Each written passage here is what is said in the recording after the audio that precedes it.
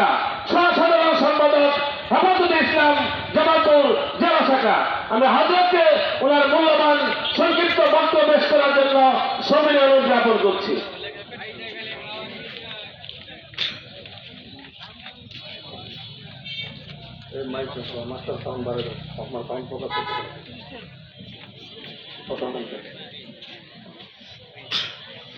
السلام عليكم ورحمة الله وبركاته. الحمد لله وحده والصلاة والسلام على من لا نبي بعده وقل جاء الحق وزهق الباطل إن الباطل كان زهوقا.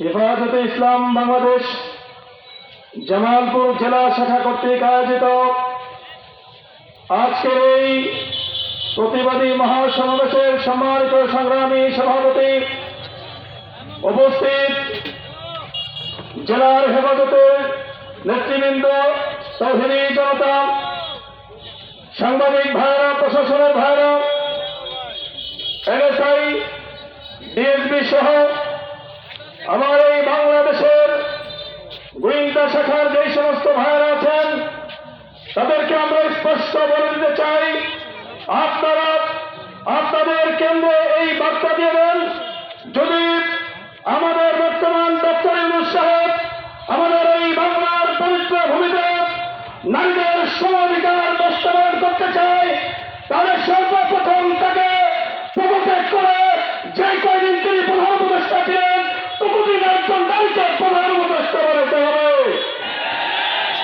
সংগ্রামী তৌহিদি জনতা, আরো আমরা বলতে চাই, যদি সরকার বদ্ধপরিকর হয় যা বাংলার এই পবিত্র ভূমিতে নারী পুরুষ সমাধিকার প্রতিষ্ঠা করবে, তাহলে আমরা আরো বলতে চাই, একজন নারী 1 বছর পেটে বাচ্চা ধারণ করবে, আর ডক্টর ইউনূস সাহেবের মতো পুরুষেরা 1 বছর টাকা পেটে ধারণ করবে। সুতরাং এই বিষয় কেমন অসম্ভব বাংলার জমিনে নারীদের সমাধিকারের নামে বেশ্যাবৃত্তি প্রতিষ্ঠা করা সম্ভব। আমরা আরো বলতে চাই, আমাদের এই পবিত্র ভূমিতে ৯০% মুসলমানের দেশে যা নারী নীতিমালা নিয়ে যারা গবেষণা করবে তাদেরকে নির্বাচন করতে আপনারা ভুল করেছেন। সেই ভুলের খেসারত বর্তমানে যেমন দিচ্ছেন ভবিষ্যতেও দিতে হবে। অতীতে কোন ফ্যাসিস্ট জালেম সরকার এই বাংলা পবিত্র ভূমিতে এই সমস্ত আইন পাস করতে পারে নাই, সুতরাং আজকেও পারবেন না, ভবিষ্যতেও বাংলাদেশের পবিত্র ভূমিতে কোরআন সুন্নাহ বিরোধী কোন আইন পাস করতে দেওয়া হবে না ইনশাআল্লাহ।